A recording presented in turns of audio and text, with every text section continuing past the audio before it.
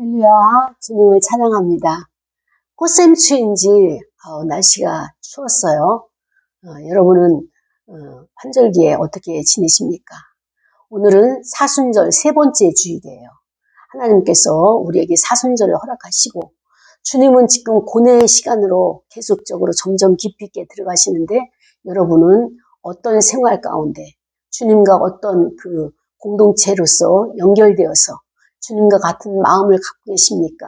아니면은 나는 항상 해피하고 세상과 나는 간곳 없고 그런 행복한 가운데 살고 계십니까? 처처에 세계에서는 또 전쟁도 일어나고 또 여러 가지 모양으로 힘들고 어려운 환경들이 고물가와 그 다음에 또 우리가 염려해야 될 이동할 양식들에 대해서 위협을 받고 있는 이 현실을 보면서 우리는 하나님 앞에 어떠한 자세로 예배드리고 하나님의 자녀로서 어떻게 무엇을 위하여 살아갈 것인가, 인간의 본질적인 문제를 어떻게 하나님 앞에 아뢰어야 할까라고 하는 그런 주제를 가지고 그런 방향성 가지고 오늘 말씀 속으로 들어가기를 원합니다. 오늘은 마태복음 25장 31절부터 46절에 나오는 말씀이에요. 여기 우리가 잘 알고 있는 양과 염소에 대한 표현이 되겠죠. 그래서 설교의 제목은 결과를 알면서도 라고 하는 점점점 이런 제목을 함께 나누기로 하고요. 저는 지난주에 어느 그 보험 설계사 분을 만났어요. 설계사 분을 만나가지고 그분이 설계를 해온 것을 보면서 이렇게 마음이 자꾸만 이렇게 하나가 되어지고 그 다음에 또 그것을 마무리 져야 되는데 자꾸 이렇게 비껴가는, 벗어가는 이런 일들이 발생을 하게 되었습니다. 그래서 처음에는 그냥 갸우뚱하고 왜 이럴까라고 생각을 했는데 계속적으로 이 문제가 부딪히다 보니까 이거 본격적으로 내가 한번 이 문제를 한번 심도 있게 들여다봐야 되겠다라고 하는 생각이 들었습니다. 문제는 뭐냐면은 제가 실손보험이 있고 그 다음에 암보험이 없어서 그 암보험을 가입하기 위해서 어느 분을 제가 초청을 했어요. 그랬더니 그분이 와서 이제 저를 상담을 하고 이렇게 제가 가지고 있는 보험들을 이렇게 점검을 해주겠다고 해서 갔는데 저는 가지고 있는 게 보험이 실손밖에 없거든요. 근데 제가 가지고 있는 실손보험이 실손이 가입이 안 됐다는 이야기를 하는 거예요. 보험료는 많이 내면서 실손이 정작 빠져있다라고 하는 이야기를 하고 그 다음에 본사에서 확인을 하니까 사실적으로 그게 실손이 빠져있는 거예요. 아니 이 많은 대가를 치르고 그 다음에 작년 12월에 이것을 변형 갱신을 하자라고 하는데도 제가 갱신을 안 하고 한 번밖에 없는 기회를 이 기간이 소중하기 때문에 그래서 그것을 포기를 했는데 지금 와서 보니까 그것이 갱신이 실손이 들어가지 않았다라고 하는 것을 알게 되었습니다. 근데 중요한 것은 무엇이냐면은 그분이 그것을 발견한 것 대단한 것이죠. 발견해서 알려준 것 나에게는 치명타가 될 문제잖아요. 내가 질병이 걸리거나 아니면 병원에서 진료를 받고 실손을 청구를 했는데 실손이 안 나온다. 그럼 그때 가서 알게 되면 나는 청천벽력을 맞은 것처럼 굉장히 당황을 하겠죠.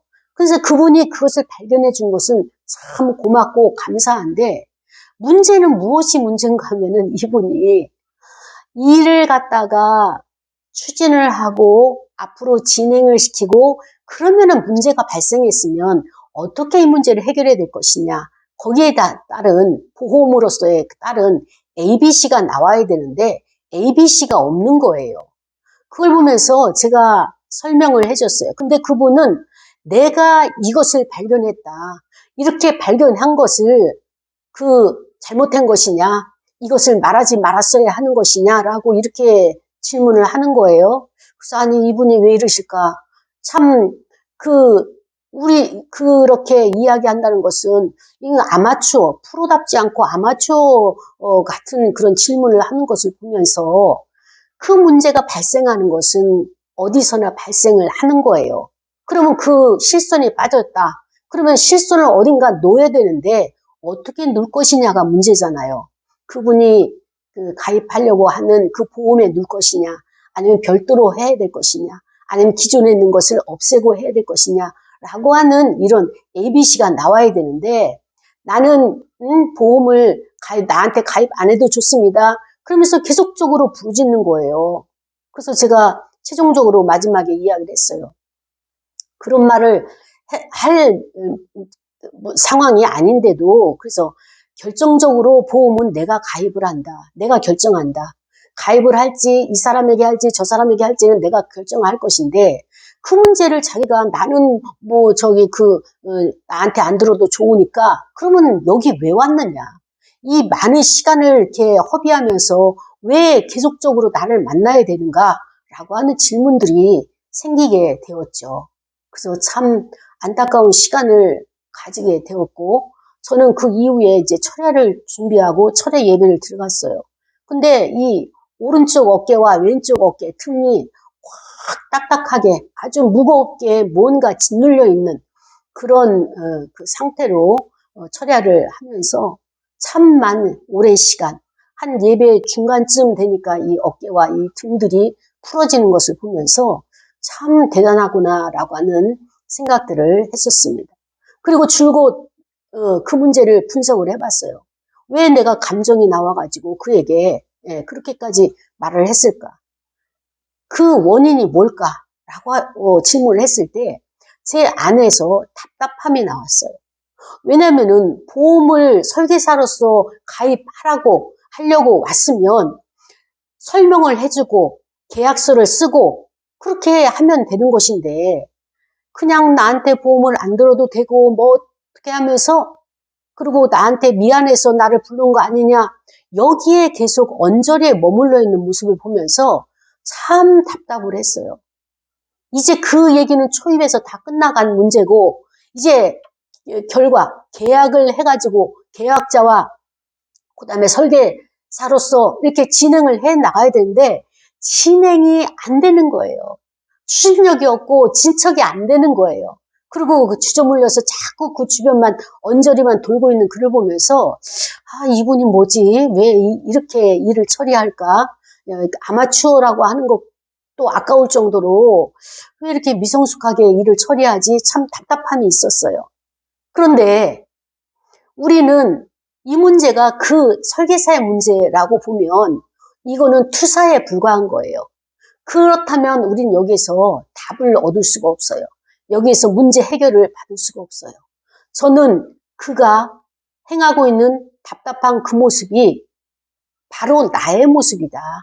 저의 행동은 나의 거울이다. 답답한 것은 그가 답답한 것이 아니라 제가 답답하잖아요. 제가 왜 그의 행동을 보면서 답답해 할까요? 그 모습이 바로 저의 모습이에요. 제가 복음을 전할 때, 전도를 할 때 사람들에게 주보를 나눠주고 그 전도용품을 잘 줘요. 그러면서 이거는 수세미인데요. 잘 씻기고요. 아주 좋아요. 이런 이야기를 잘하는데, 하나님께서 당신을 사랑하십니다. 하나님께서 당신을 찾고 계십니다. 그러고 나서 이를 강권하여 데려다가 하나님의 전에 교회에 채워야 되는데, 이거를 못하고 있는 나를 보니까, 저가 그의 모습을 보니까 지금 그 얘기를 할 때가 아니라 계약합시다. 그러면서 그 문제는 여기에 포함을 하든 다른 곳에서 하든 별도로 하든 그렇게 하고 일단 오늘은 계약을 합시다. 이렇게 나와야 되는데 그 이야기를 못하고 막 주변을 언저리를 뱅뱅뱅뱅 돌면서 핵심을 찌르지 못하는 그를 보니까 제가 답답한 거예요. 제가 전도할 때 그러고 있는 모습이에요. 예수 믿으세요. 구원받으셔야 됩니다. 이러면 왠지 진부한 것 같고 굉장히 고리타분한 전도법 같아서 이거는 하기 싫은 거예요. 그러면 그 방법이 아니고서 어떤 방법으로 복음을 전하고 하나님의 그 생명들을 갖다가 하나님의 교회로 인도할 것이냐. 달리 방법이 없어요. 전도의 미련한 방법이라고 사도 바울이 이야기한 것처럼 제가 복음을 전하면서 전도를 하면서 그렇게 전도용품을 자신 있게 자랑하면서 주면서 하나님께서 우리를 구원하기 위해서 그리스도를 보내셨고 그가 나의 죄를 다 담당하셔서 내가 자유케 되어서 건강하게 이 땅에서 맡겨진 일들을 잘 감당하고 우리는 마음의 천국을 이루면서 이제 가야 될 본향이 바로 하나님 보좌가 계신 그 천국으로 가는 것이다 라고 하는 것을 우리가 힘들고 이 땅에서 고통스럽게 생각하는 시간들, 괴로운 시간들은 내 안에 죄가 있기 때문에 이 죄의 짓누름으로 말미암아서 내가 고통을 당하는 것이다. 그 죄를 내가 해방시킬 수도 없고 해결할 수도 없기 때문에 이것을 내가 그리스도의 십자가에게 토설하고 그에게 전가시키고 그에게 맡기면서 나는 자유케 되어지는 것이 바로 복음이고 하나님께서 우리에게 주시는 은혜이다 라고 하는 것을 전하면 되는데 쭈삣쭈삣하고 정확하게 그들에게 뭔가 그 자신 없는 이런 태도로 제가 복음을 전하고 있는 모습을 발견을 했죠. 그의 태도를 보면서. 그래서 결국에는 우리가 일상생활에서 드러나는 모든 내 안에 자극을 가지고 오는 이 모든 것들이 어떻습니까? 나의 모습이에요. 그래서 일주일 동안 이런 스토리, 이런 사건들, 이런 사연들, 이런 것을 보면서, 이런 서사들을 보면서 나 자신을 비춰봤어요. 이 사람이 마음에 안 들어요. 왜 밥을 그렇게 많이 먹느냐? 그 말도 마음에 안 들고요. 그 다음에 또 나에게 투명하게 말한 사람도 그냥 거슬리고요. 내가 어떤 사람인데 라고 하는 이런 나를 알아주지 않는, 인정하지 않는 것 같은 이런 사람들이, 부딪힌 사람들이 하나하나 다 떠오르기 시작을 하죠. 그렇습니다. 하나님은 그들의 모습이 바로 나의 모습이에요. 알고 있어요. 그러나 순간적으로 감정이 딱 올라오게 되면 나를 나답게 인정하지 않는 어때요? 인정받고 싶은 그 욕구가 해결이 안 되니까 이렇게 되어진 것이죠. 그런데 오늘 그리스도께서도 오늘 말씀을 통하여서 본문을 통하여서 이제 제자들에게 행하신 것처럼 말씀하신 것처럼 오늘 이 말씀을 저와 여러분에게 주시는 말씀으로 우리가 받기를 원합니다. 오늘 본문은 뭐냐? 우리가 잘 알고 있는 양과 염소. 그래서 그리스도께서는 오른편과 왼편이라고 하는 표현을 했어요. 우리가 이 땅을 살아가는 데 있어서는 우리가 그 생애를 살아가는 데 있어서는 아무런 판단을 받지 않아요. 물론 사람들에게 그 비판을 받고 정죄를 받을 때도 있지만 그러나 문제는 뭐냐? 같이 살아가는 거예요. 염소도 풀을 뜯고 양도 풀을 뜯는 거기 공통분모가 똑같아요. 먹고 사는 문제, 일용할 양식, 먹어야 사니까 먹어야 우유를 배출할 수 있고 그 다음에 또 먹어서 또 새끼 번식을 시킬 수 있는 이런 것들은 하나님이 주신 일반 창조세계의 그런 그 사명이기 때문에 잘 감당하고 있어요. 근데 중요한 것은 죽어서 우리가 거기에 대한 평가를, 심판을 받는다는 이야기가 되는 것입니다. 그래서 역사는 언젠가는 끝이 나는 거예요. 그리고 모든 사람에게 자기가 행한 대로, 자기가 뿌린 대로, 행동한 대로 이 모든 것들이 결과에 대한 평가가 있다는 것이죠. 그것을 성경은 심판이라고 이야기도 하고 또 성경은 그것을 영벌에 처하기도 하고 영생에 들어가기도 한다. 이렇게 우리에게 말씀해 주고 있는 것입니다. 그렇습니다. 만물에는 끝이 있어요. 그 만물의 실상을 우리에게 보여주기 위해서 오늘 예수님께서 이 비유를 가지고 우리에게 찾아오셨습니다. 그러면서 인자가 자기 영광으로 모든 천사와 함께 올 때에 주님이 오실 때 그냥 오지 않고 모든 천사들과 동행하면서 그래서 자기의 영광의 보좌에 앉는다 이렇게 말씀을 하셨어요. 사랑하는 여러분, 우리는 일주일 동안 사이에 전쟁이 중동에서 일어났죠. 이란과 미국이 그 다음에 이스라엘이 이렇게 접전을 했는데 첫날에 이란의 지도자 그 하메네이 그분을 갖다가 어떻습니까? 38년인가요? 36년인가 그 장기 집권을 했는데 그를 그 보좌에서 어떻습니까? 없애버린 거예요. 없애버린 거예요.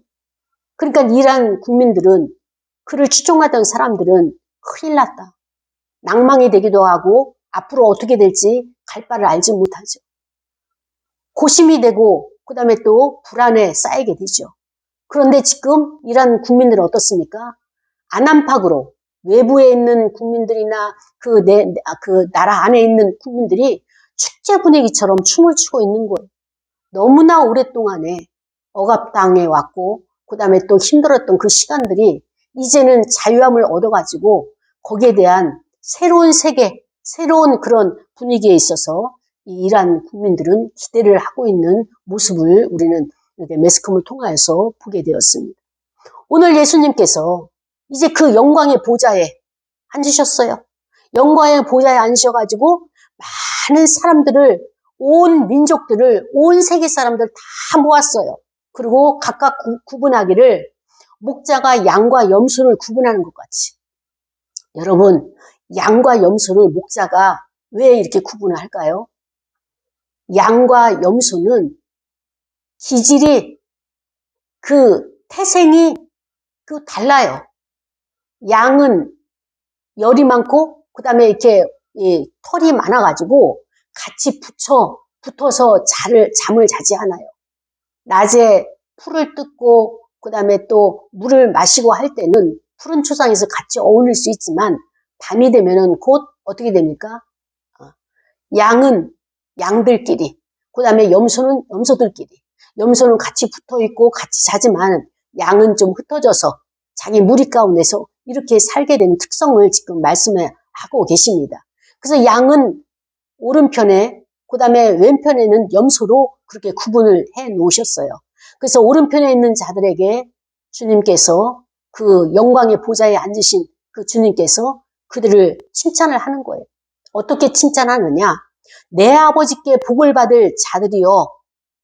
하나님 아버지께 복을 받을 자들이요. 그러면서 나와 창세로부터 너희를 위해서 예비된 나라를 상속받으라. 이렇게 축복의 말씀을 하셨어요. 오른쪽에 있는 자들에게 하나님이 준비하신 그 나라를 상속받을 준비를 해라. 이 말씀을 하시는 거예요. 그러면서 상속을 받게 된 그 근원이 뭐냐?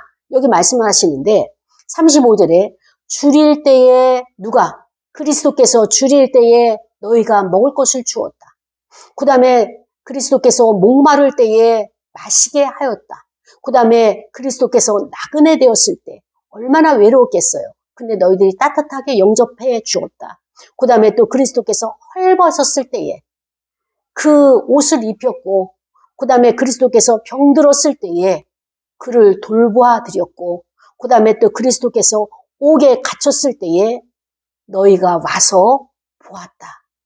그 면회를 신청해서 위로해주고, 그 다음에 거기에 필요한 것들을 채워주는 이런 것을 기억하고 오른쪽에 있는 자들에게 하나님의 나라를 상속받을 자들이라고 딱 못을 박아 주셨습니다.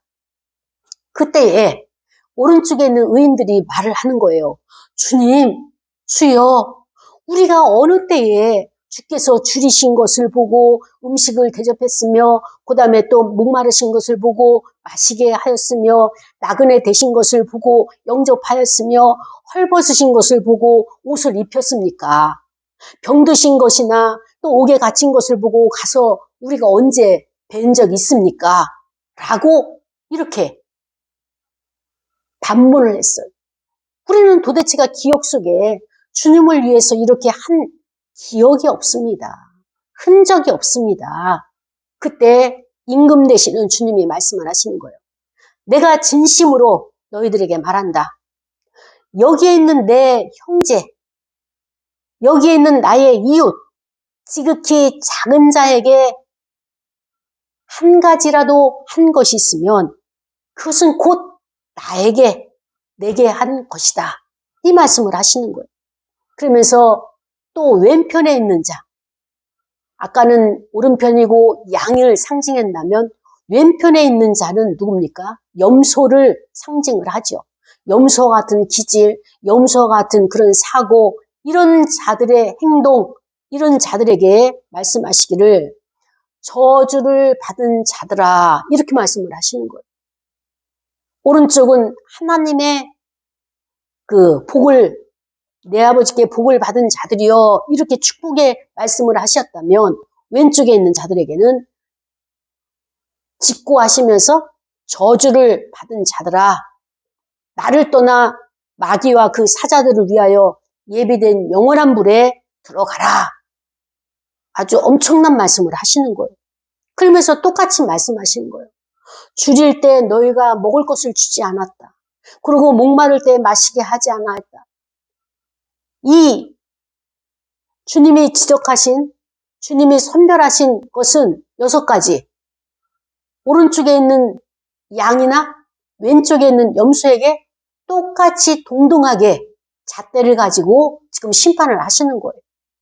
내가 나그네 되었는데 영접하지 않았고 내쳤다. 헐벗었을 때 옷을 입히지 않았다. 내가 맨몸으로 헐벗은 몸으로 다닐 수밖에 없었다. 병들었을 때와 옥에 갇혔을 때 돌보지 아니하였다. 이렇게 말씀을 하시자 왼편에 있는 그 사람들도 동일하게 예수님에게 반문하는 거예요. 주님, 우리가 어느 때에 주께서 줄이신 것이나 목마르신 것이나 나그네 되신 것이나 헐벗으신 것이나 병드신 것이나 옥에 갇힌 것을 보고 우리가 공양하지 않았습니까? 언제 주님이 그런 모습으로 우리에게 오신 적이 있습니까? 도대체가 기억이 없습니다. 라고 하면서 왼쪽에 있는 염소를 상징하는 그들도 예수님에게 항의를 했어요. 이에 예수님께서 임금으로서 대답을 하십니다. 내가 진실로 너에게 이르노니 지극히 작은 자에게 지극히 작은 하나 이러한 것을 하지 아니한 것이 곧 내게 대하여 하지 아니한 것이다 라고 이렇게 설명을 해주시면서 그러면서 그들은 왼편에 있는 그들 행하지 않는 그들 그 사랑을 베푸지 않은 그들에게는 영벌에 들어가고 의인들 오른편에 양을 상징하는 그들 행함이 있었던 사랑을 베푼 그들에게는 너희는 영생에 들어가리라 이 말씀을 하신 거예요. 비유의 말씀을 하신 거예요. 사랑하는 여러분, 이 말씀은 오늘 저와 여러분에게 주시는 하나님의 말씀인 것입니다. 하나님께서는 우리를 위해서 상속할 것을 준비하시는 아버지라고 예수님은 하나님 아버지를 소개하고 있는 것입니다. 그 예비된 나라가 있다는 거예요. 그 예비된 나라를 상속받으라는 거예요. 근데 여러분, 이 말씀을 듣고 나니까 내가 상속받을 자인지 아니면은 영벌에 들어갈 자인지 알 수 있나요? 누구만이 알 수 있습니까? 심판자 되시는 그리스도만이 할 수 있는 거예요. 그리스도만. 그렇기 때문에 우리가 죽어서 심판대 앞에 서게 되는데 우리는 아직 죽음을 맞이하지 않았고 역사가 나의 인생의 역사 또 온 우주의 역사 또 여러분의 역사가 마침표를 찍지 않았어요. 마침표를 찍지 않았기 때문에 이 말씀 속에서 교훈을 주시는 거예요. 하나님의 일하심, 하나님이 우리를 대하실 때 이 땅에서 어떠한 삶을 살고 어떻게 하나님의 말씀대로 순종을 하였는지 그 순종을 한 자는 어떻습니까? 하나님께서 영생에 들어갈 수 있도록 상속권자로서 우리를 대접해 주시고 그러나 그 말씀, 약속, 언약을 지키지 않는 자는 어떻습니까? 영벌에 처한다고 강력하게 지금 우리에게 교훈을 주고 계시는 것입니다. 사랑하는 여러분, 근데 중요한 게 있어요. 뭐가 중요한 거 하면은 오른쪽에 있는 양을 상징하는 성도나 왼쪽에 있는 염소를 상징하는 성도나 똑같이 그분이 예수님인지 내가 언제 선을 행했고 내가 언제 약한 자를 도와줬는지 또 내가 언제 약자를 무시하고 내가 언제 나의 배만 불리면서 다른 사람 이웃을 돌보지 아니하였는지 알 수가 없다는 거예요. 알 수가 없다는 거예요. 예수님의 모습으로 예수님의 인자심과 그 다음에 또 예수님의 그 거룩한 옷을 입고 오신다면 금방 알 수 있죠. 그러면 어때요? 우리가 얼굴을 붉히고 하다가도 예수님이 오신다.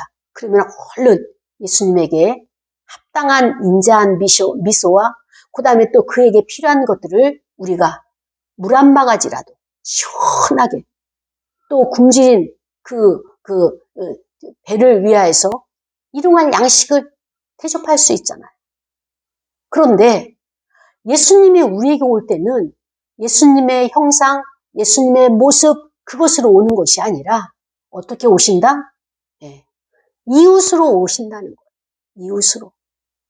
여기에 우리가 주목을 해야 되는 것입니다. 예수님은 수시로 우리에게 오시는 거예요. 그런데 어떻습니까? 우리는 알아차림을 못하고 있는 거예요.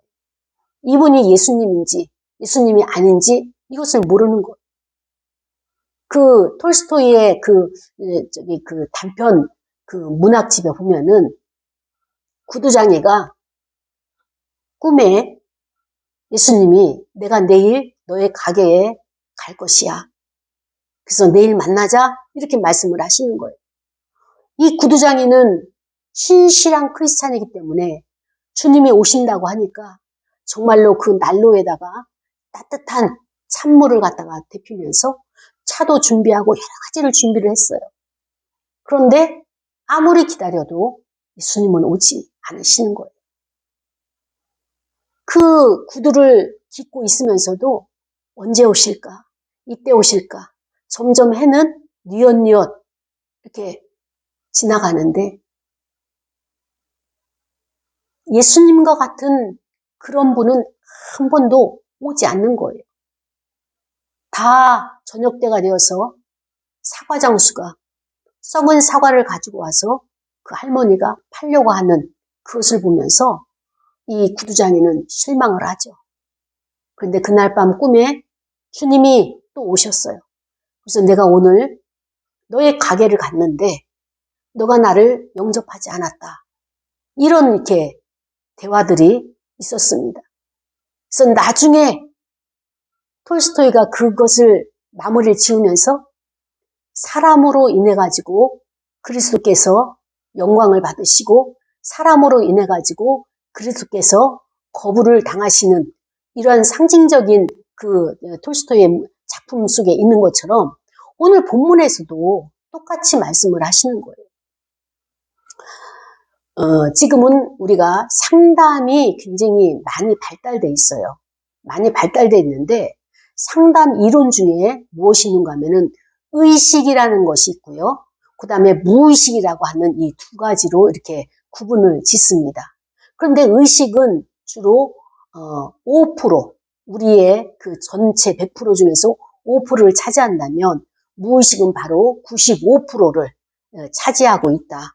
그래서 의식이 중요한 것 같아도 실질적으로는 무의식이 중요한 것이다 라고 하는 것을 이제 상담 이론에서 말을 하고 있습니다. 그런데 의식이라고 하는 것은 무엇이냐? 사물을 볼 수 있는 물리적인 것, 그 다음에 또 이렇게 대화를 하고 그 다음에 의사소통을 할 수 있는 이해력을 할 수 있는 이런 인지 기능, 그 다음에 지정의 이런 것들이 바로 의식의 세계에서 우리가 도구로 사용하고 있다면 무의식은 95%를 장악을 하면서 모든 문제가 의식으로 해결되는 것보다도 이 무의식이 그 사람의 인생을 이끌어간다. 그래서 우리가 무의식을 의식화 시켜야 된다라고 하는 것이 요즘 트렌드잖아요. 그렇죠? 오늘 본문에서 예수님과 저 가난한 자, 예수님과 그 이웃의 헐벗은 자들, 어려움에 처한 자들, 예수님은 늘 그들과 함께 있었어요. 그럼 부자들과는 함께 있지 않으셨나요? 아니에요. 부자들과도 함께 계셨어요.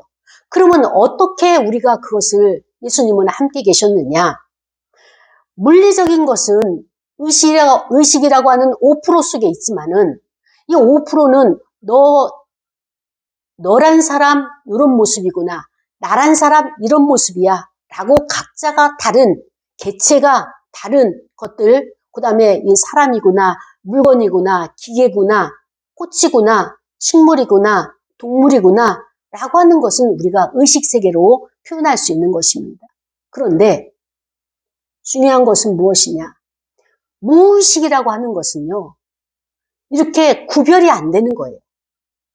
구별이 안 돼요. 그리고 그냥 통이에요, 통.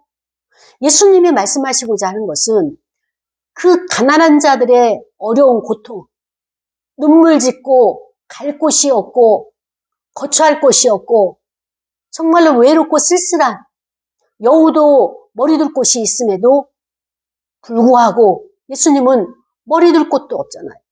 여우는 굴이 있어도 예수님은 머리 둘 곳이 없을 정도의 그런 막막함과 막연함과 그 추위와 외로움 속에서 힘들어했다.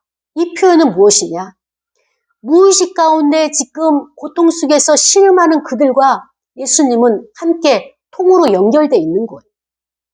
기쁘고 즐거운 자도 연결되어 있지만 예수님은 그것을 말씀하시고 상징하시고 우리에게 알게 하시는 겁니다. 저는 요한복음 4장에 보면 사마리아 여인이 나옵니다. 이 사마리아 여인은 남편이 5이었고 지금 있는 남편도 남편이 아니다. 예수님이 이런 대화를 하시죠. 그런 대화를 하시면서 나에게 물을 달라. 그 여인이 예수님과의 만남을 통해서 대화를 하면서 어떻게 유대 남자가 나에게 물을 달라 하십니까? 이렇게 여인도 접근을 하잖아요. 그 얘기는 무엇인가 하면은 보통 일반 사람들이 유대 남자가 왜 나한테 물을 달라고 하지? 이런 생각조차도 못하고 상대가 물을 좀 주시오. 물을 한 바가지 주시오. 그러면은 우리는 물을 퍼서 주기에 바쁘잖아요. 그런데 이 여인은 남자에 대해서 굉장히 관심도 많고 고심도 많이 한 흔적들이 거기서 나오는 거예요. 그때 예수님이 이 여인에게 가장 필요한 것이 무엇이냐? 여인은 지금 갈증을 느끼고 있는 거예요. 남편이 5이 있어도 마음에 안 들고 자기의 양에 안 차고 늘 새로운 남자, 새로운 것, 다른 것, 지금 하고 있는 것 말고 다른 것을 찾고 있는 이 여인을 보면서 그 여인 안에 있는 무엇을 봤어요? 갈증을 본 거잖아요. 그래서 예수님께서 말씀하시기를 영원히 목마르지 않는 것이 나에게 있다. 영생이 나에게 있다. 이 여인이 눈이 확 열린 거예요. 그 영생이 무엇입니까? 영원히 목마르지 않은 것이 무엇입니까? 내가 매일 정오에 나와가지고 이 대학볕에 이 물동이를 채워가지고 가는 이 수고를 하지 않도록 나에게 그 영생이 나오는, 영원히 나올 수 있는 생수를 나에게 주옵소서. 그때 주님이 말씀하시기를 그게 나다. 그리스도께서 생수가 되어주신다라고 하는 말씀을 주시잖아요. 그렇습니다. 예수님이 전도할 때 전도의 방법이 무엇이냐? 그 상대가 필요로 한 것이 무엇이냐? 그의 상대가 무엇을 지금 집중하고 있고 찾고 있고 거기에 매여 있는가? 이걸 먼저 보시는 거예요. 사마리아 여인은 늘 마음이 고팠어요. 갈증이 났어요. 이 갈증의 해소가 안 돼서 생수를 마시고 또 마셔도 이 물리적인 물은 한계가 있고 그렇다면 그리스도께서 그 여인을 봤을 때 이 문제는 마셔서 목마름으로 해결될 문제가 아니라 영혼에 대한 갈증이구나 라고 하는 것을 아시고 그에게 하나님의 나라에 대해서 예배에 대해서 말씀을 그에게 전하셨습니다. 여인이 예수님과의 대화를 통해서 내가 갈증을 느끼고 내가 그렇게 소원하고 내가 집착하고 있었던 문제가 남자로서 남편으로서 채워질 문제가 아니라 이 땅의 것을 통하여서 채워질 것이 아니라 영원한 세계에 대한 갈망이었었구나 라고 그것을 깨닫고 물동이를 내던지고 동네로 가기 시작하죠. 동네에서 많은 사람들에게 내가 그리스도를 보았다. 내 그를 만났다. 증인의 삶을 살면서 많은 사람들을 그리스도에게로 인도하는 여인의 삶이 되고 말았습니다. 사람들이 무시하고 하찮게 여기고 보잘것없는 그 한 여인이 정말로 삶이 바르지 아니하고 삶이 참 내세울 것 없는 수치와 부끄러움으로 가득 찬 그의 인생을 물동이로 가리고 정오에 아무도 없을 때 다녔던 대인 기피를 했던 그 여인이 그리스도를 만남으로 말미암아서 그는 하나님의 교회 모든 사람들이 온 인류의 세상의 구주가 그리스도시다 라고 하는 이 사실을 알고는 나보다 더한 자도 얼마든지 올 수 있다. 나는 여러분들보다는 정말로 비참하고 참 수치스러운 부끄러운 인생을 그런 생활을 하고 있지 않았느냐. 이제 나는 달라졌다. 어떻게? 그리스도를 만남으로 나는 달라졌다. 그분은 나뿐만 아니라 세상의 구주시더라 라고 하면서 동네 사람들에게 그 전파한 것, 강하고 담대하게 전도한 것. 이 여인은 믿음이 있었어요. 어떤 믿음이요? 네, 자기 혼자만의 옹알이하는 그런 믿음이 있었습니다. 그것을 예수님에게 보여줄 수 있었고 예수님에게 말할 정도는 되었어요. 그러나 외부에 있는 이웃과 외부에 있는 하나님의 선택한 영생을 주기로 작정된 그 영혼들에게 담대하게 나갈 용기는 없었던 것입니다. 그 필요했던 생수, 그것을 자기가 장착하고 나서는 담대하게 나가서 외치게 되었던 것이죠. 그렇습니다. 예수님이 우리에게 말씀하신 것은 어떤 선행을 행하는 것, 줄이신 것, 목마른 것, 그 다음에 또 나그네 돼서 외로웠던 것, 또 헐벗었던 것, 그 다음에 또 병드신 것, 옥에 갇힌 것, 이런 것들을 나열한 것은 어떻습니까? 주님이 이런 문제가 있다고 해서 거기에 대해서 매이시고 서러워하시고 슬퍼하셨나요? 아니에요. 우리 주변에 있는 이웃들이 이러한 모습으로 있다는 것을 우리에게 교훈을 주시는 것이죠. 그러면서 너희가 이것을 가지고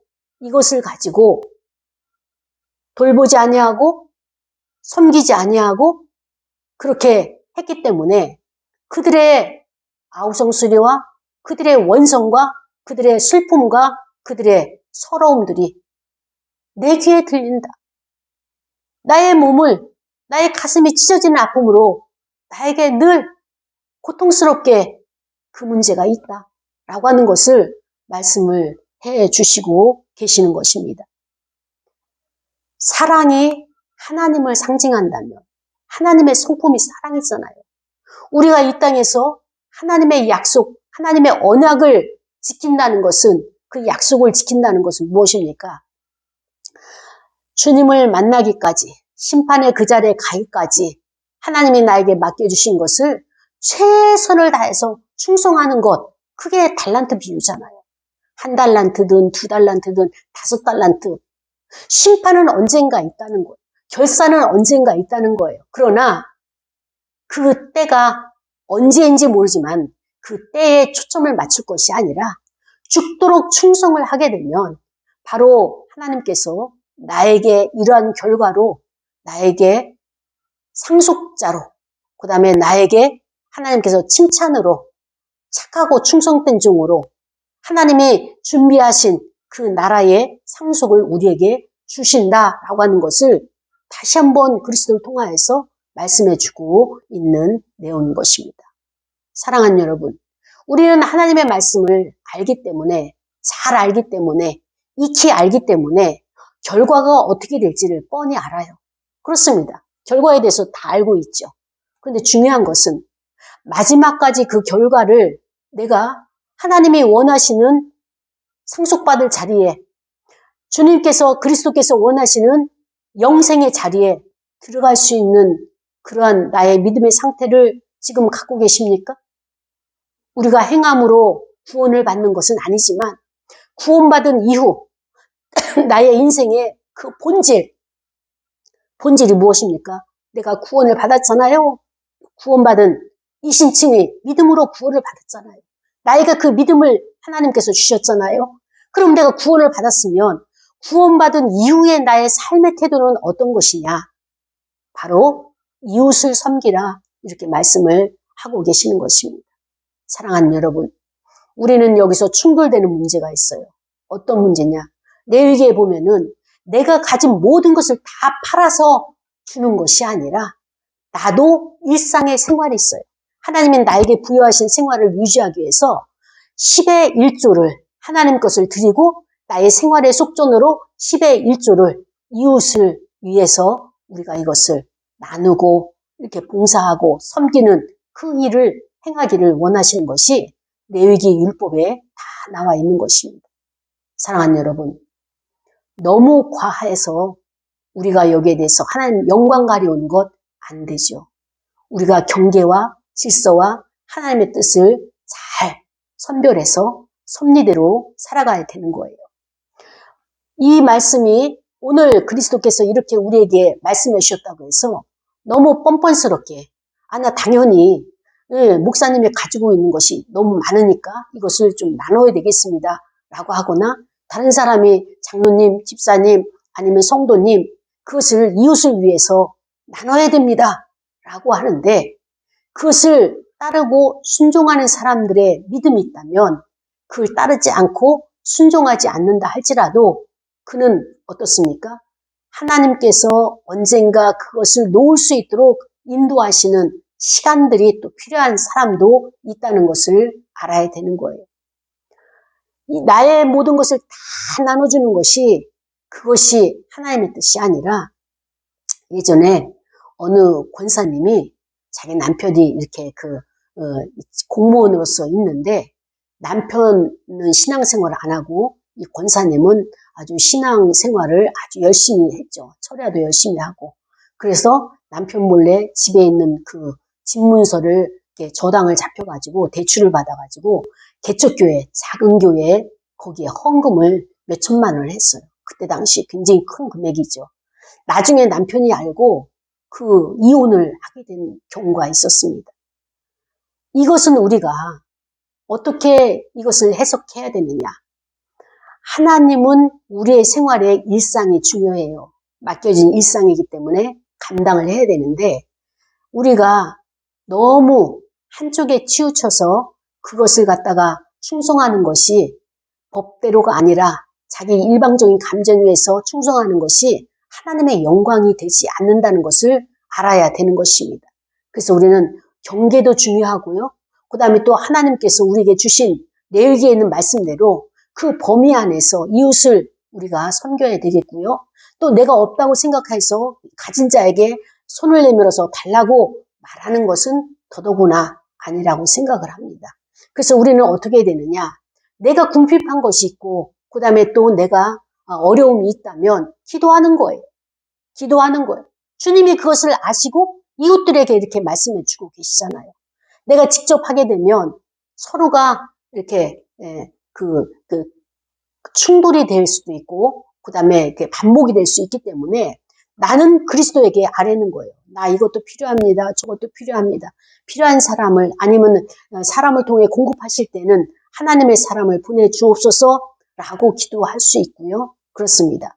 사순절을 지나가면서 우리는 결과를 다 알고 있어요. 그런데 우리가 실천하지 못하는 것, 그것은 의무이긴 하지만은 우리가 그 실천을 해야지만이 되는 문제는 아니고 내가 구원받은 자로서 하나님의 가장 기뻐하시는 것이 무엇이냐?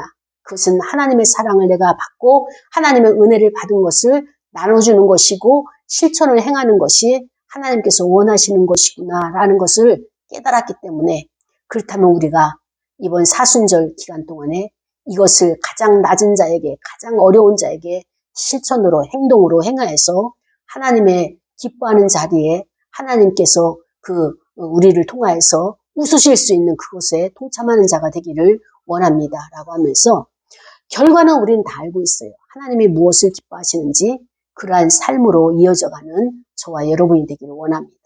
다 같이 말씀을 생각하면서 통성으로 기도하시겠습니다. 다 같이 통성으로 기도하시겠습니다.